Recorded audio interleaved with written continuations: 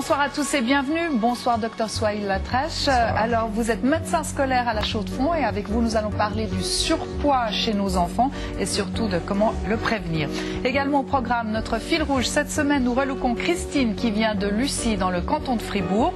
Bernard de Murat nous apprendra à bien utiliser notre serviette à table et Ilham nous donnera ses conseils pour avoir de belles lèvres pendant l'hiver. Mais pour l'instant, eh bien, nous allons nous préoccuper du surpoids de nos enfants. D'après les derniers chiffres, un enfant sur 5 est en surpoids en Suisse et nous avons voulu savoir ce que vous en pensez. Selon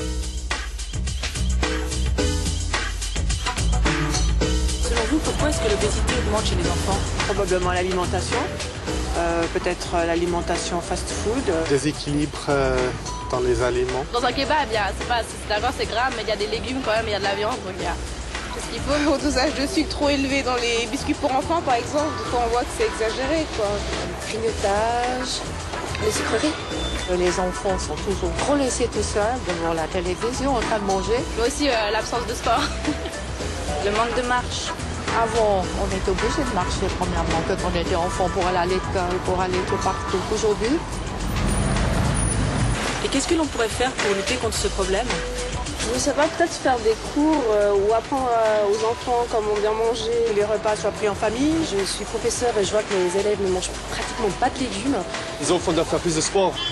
Conseiller aux gens de manger 5 fruits et légumes par jour. Et pour vous, quelles dispositions devrait prendre l'État? Je sais pas, faire des grandes campagnes de pub dans les écoles, à l'attention des parents. Éventuellement des programmes, mais...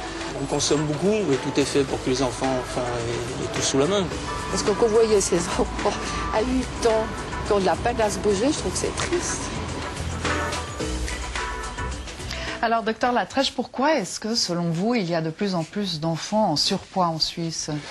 En Suisse, maintenant depuis 20-30 ans, c'est vrai qu'on n'a pas vu ce phénomène venir par le fait que beaucoup de choses sont intervenues, telles qu'une riche ou une offre alimentaire assez très forte, avec un déséquilibre en matière grasse et produits sucrés. Et puis sur le plan mouvement aussi, on a confiné les enfants à la maison avec l'évolution. Je suis rien contre, mais quand même, les enfants passent des heures sur MSN et sur l'ordinateur, la télévision, devant les écrans, quoi. Devant les écrans en général.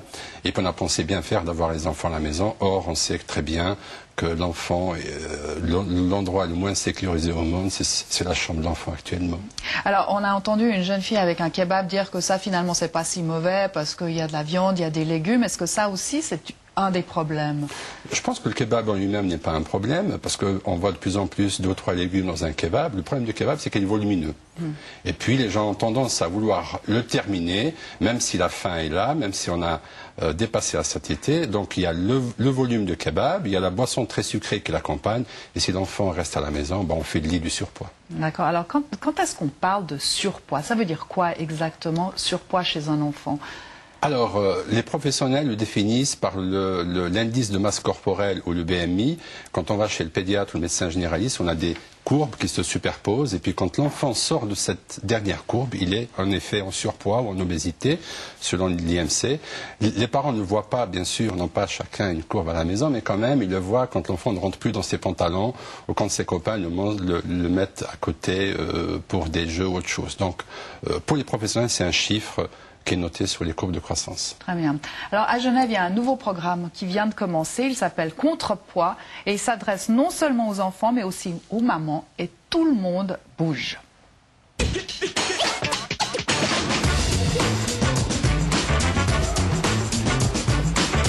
sais que je suis en surpoids, donc j'essaye de faire des choses pour un peu maigrir. Alors on fait ça avec ma mère, puis on rigole bien aussi. L'enfant dépend bien sûr de son environnement familial, et ce sont les parents qui achètent, qui cuisinent, qui préparent. Et puis du point de vue de l'activité physique aussi, si les parents sont en général actifs, encouragent les enfants à aller au parc, aux jeux, à faire du sport ou à aller faire une balade de week-end, eh bien sûr que l'enfant va suivre. Combien de télévisions vous avez à la maison? 3. 3 télés.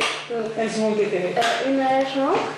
Dans ta chambre? Oui. Et une à la cuisine et une au salon. D'accord. Dans le salon. Pour moi, on a une au salon et une dans notre ensemble. Et des fois, elles arrêtent la télé parce que je m'ennuie et je vais réveiller mon frère pour qu'il s'amuse avec moi. Vous avez des PlayStation, jeux vidéo? Tout le monde en a? PlayStation 3, la PlayStation 2, la PlayStation 1, 2 Wii, 3 Nintendo DS et 2 de mon frère. Quand on est devant la télévision, on est assis et on ne bouge pas. Et on fait pas d'activité physique, on est tout raplapla. On est tout raplapla. Parce qu'on a besoin de faire du sport. On remarque des changements très rapides du point de vue déjà de leur forme physique. Quand on commence à les faire bouger un petit peu plus, on voit que ce sont les enfants qui se sentent mieux dans leur peau, un petit peu plus toniques, ils prennent plus de plaisir à bouger aussi. Donc, vous avez gagné la première manche. Nous avons un programme de sport adapté pour ces enfants. On va pas leur faire courir 10 km bien sûr. On va surtout faire une remise en forme physique sous forme de jeu, de différentes activités de coordination, de vitesse, de souplesse. Vous allez aller tous boire un coup. 1, 2, 3, soleil. J'aime bien la gym, le tennis. Et mes copains qui me traquent de gros. Et on est tous un peu rondelets, donc je suis moins gênée. Ça demande de l'organisation. Donc oui, il faut du temps, je travaille pas, ce qui me permet de donner du temps pour Sarah. Ça nous rapproche encore plus. Et puis, comme moi je suis aussi un petit peu rondouillette, on fait ensemble, disons, on se motive l'une et l'autre. On a changé l'alimentation. Le chocolat, un petit peu, puis encore les trucs qui font gros. Il n'y a bien sûr pas de régime chez l'enfant.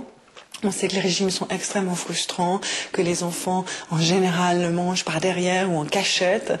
Donc on essaie simplement qu'ils aient une alimentation saine, qui comprend chaque fois des légumes à chaque repas, des féculents, et puis un apport de protéines sous forme de viande, de poisson, fromage, poulet ou œufs, mais qui ne représente pas plus d'un tiers de l'assiette.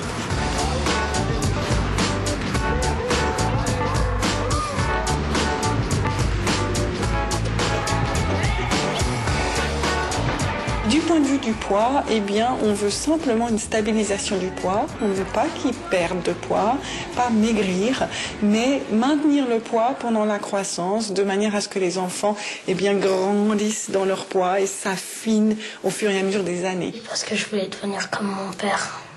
Puis comment ton père? Parce que quand il était petit, il était comme moi, un peu rondelet, aussi gros, en surpoids. Puis maintenant, il est grand et puis il est maigre. Alors j'aimerais bien devenir comme lui.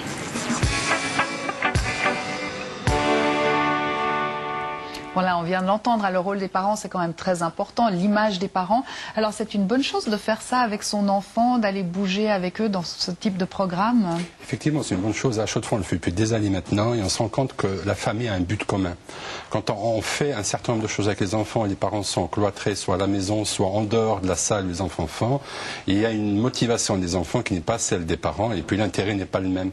Et on voit que les parents, quand ils courent avec leurs enfants, quand ils transpirent avec leurs enfants, quand ils font des ateliers en commun, en termes de cuisine, il y a comme une motivation et puis l'un entraîne l'autre. C'est ça le but d'être travailler en famille. Mais est-ce qu'il faut vraiment s'inquiéter si on a un enfant un petit peu rondelet? Parce que, comme on l'a entendu, l'enfant va grandir et finalement il va retrouver sa courbe normale. Effectivement, c'est le message qu'on donne, puisque la croissance est là pour faire donner des centimètres à l'enfant et puis il va s'affiner par lui-même s'il garde son poids.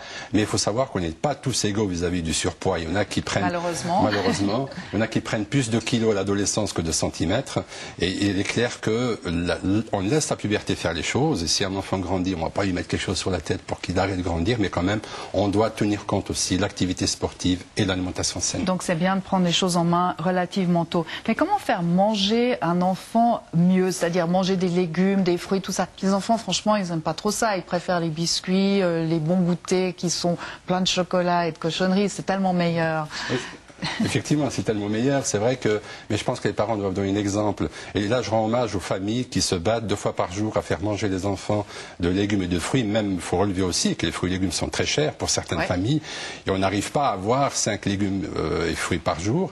Donc, à mon avis, on estime que pour faire rentrer un seul légume ou un seul fruit chez un enfant, il faut 10 à 15 tentatives en termes de temps de 3 à 6 mois pour faire rentrer un légume.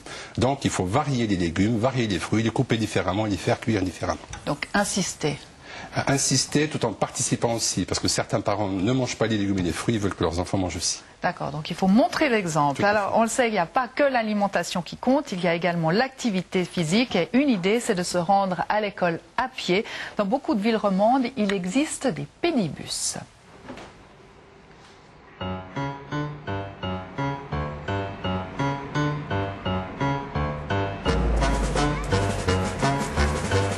Pédibus, ça dit bien par son nom, pédi à pied. Au départ, on a pris le modèle sur les ramassages scolaires en bus, mais à pied.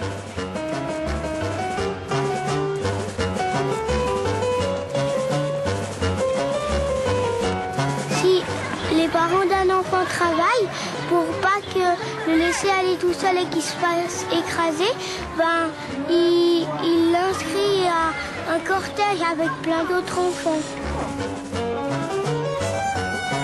Le pédibus, c'est ça, quoi. C'est vraiment leur apprendre à faire face aux dangers que représente leur chemin d'école de manière très précise et quotidienne. Donc là, c'est vraiment un apprentissage à l'autonomie. T'as des amis et puis tu leur donnes la main pour discuter.